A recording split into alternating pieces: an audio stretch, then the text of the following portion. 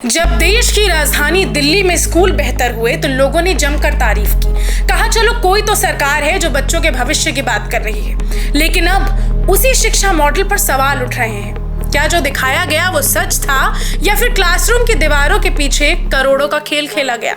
दिल्ली में आम आदमी पार्टी के दो बड़े चेहरे मनीष सिसोदिया और सत्येंद्र जैन एक बार फिर विवादों में घिर गए हैं। एंटी करप्शन ब्रांच की रिपोर्ट के मुताबिक क्लासरूम्स और स्कूल भवनों के निर्माण में करीब 2000 करोड़ रुपए का घोटाला हुआ है। और बात सिर्फ पैसे की नहीं है, ये उस भरोसे की है जो जनता ने शिक्षा क्रांति के नाम पर इस सरकार को दिया था। एंटी करप्शन ब्रांच की जांच के अनुसार दिल्ली में 12,748 क्लासरूम्स बनाए गए, लेकिन इन क्लासरूम्स की लागत जानबूझकर बढ़ा चढ़ाकर दिखाई गई। एक सामान्य क्लासरूम जिसकी लागत 5 लाख रुपए होनी चाहिए थी, उसे 24.86 लाख रुपए तक दिखाया गया। इन क्लासरूम्स को सेमी परमानेंट स्ट्रक्चर यानी एसपीएस के रूप में बनाया गया, जिसकी उम्र लगभग 30 साल होती है, लेकिन उनकी लागत आरसीसी यानी पक्के निर्माण के बराबर दिखाई गई, जिसकी उम्र 75 साल मानी जाती है। इससे एक साफ सवाल खड़ा होता है, अगर आप स्थायी इमारत नहीं बना रहे तो फिर इतनी महंगी लागत क्यों? एसीबी की रिपोर्ट में यह भी बताया गया कि इस पूरे परियोजना का ठेका 34 ठेकेदारों को दिया गया और उनमें से ज्यादातर ठेकेदार सीधे सीधे आम आदमी पार्टी से जुड़े हुए थे। किसी भी नए टेंडर के बिना इस योजना में 326.25 करोड़ रुपए की लागत और जोड़ दी गई। सिर्फ रिचर स्पेसिफिकेशन यानी ऊंचे मानकों का हवाला देकर 205 करोड़ रुपए और खर्च कर दिए गए। यानी ना बोली लगी, ना पारदर्शिता रही और जनता का पैसा सीधे अपनी जेबों में गया। प्रचार में ज्यादा, योजना में कम। दिल्ली सरकार पर यह भी आरोप है कि कई योजनाओं से ज्यादा पैसा उनके प्रचार में खर्च कर दिया गया।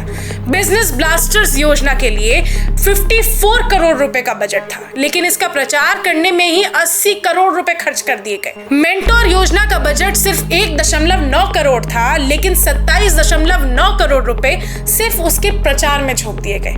पराली प्रबंधन योजना के लिए मात्र 77 लाख का बजट था, लेकिन प्रचार में 28 करोड़ रुपए खर्च कर दिए गए। यानी योजनाएं बाद में, कैमरे पहले। ये पहली बार नहीं है जब आम आदमी पार्टी के नेता विवादों में है। मनीष सिसोदिया शराब घोटाले में पहले से ही आरोपी हैं और 17 महीने जेल में रह चुके हैं। सुप्रीम कोर्ट से उन्हें फिलहाल जमानत मिली है। सत्येंद्र जैन पर मनी लॉन्ड्रिंग का केस चल रहा है।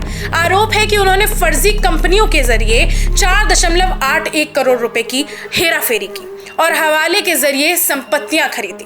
अब इन सबके बीच ये नया क्लासरूम घोटाला उनकी मुश्किलें और बढ़ा रही है। कहा गया था कि दिल्ली के सरकारी स्कूल किसी प्राइवेट स्कूल से कम नहीं है। आज सवाल ये है, क्या वो वाकई स्कूल थे या घोटालों की इमारतें? दिल्ली की जनता ने उम्मीद के साथ वोट दिया कि बच्चों की अच्छी शिक्षा मिलेगी, उनका भविष्य सुधरेगा। लेकिन अब जब इस मॉडल की दीवारों में दरारें नजर आ रही हैं, तो सवाल पूछना जरूरी है, क्या ये पैसा बच्चों की किताबों, उनकी सुविधाओं पर खर्च हुआ या फिर घोटालेबाजों की जेबें भरने के लिए चला गया? अब ये तय करना जनता के हाथ में है। क्या आप इस मामले में निष्पक्ष जांच चाहते हैं? क्या दोषियों को सजा मिलनी चाहिए? कमेंट में हमें जरूर बताएं और वीडियो पसंद आया हो तो इसे शेयर करें, ताकि सच्चाई और सवाल दोनों दूर तक जाए।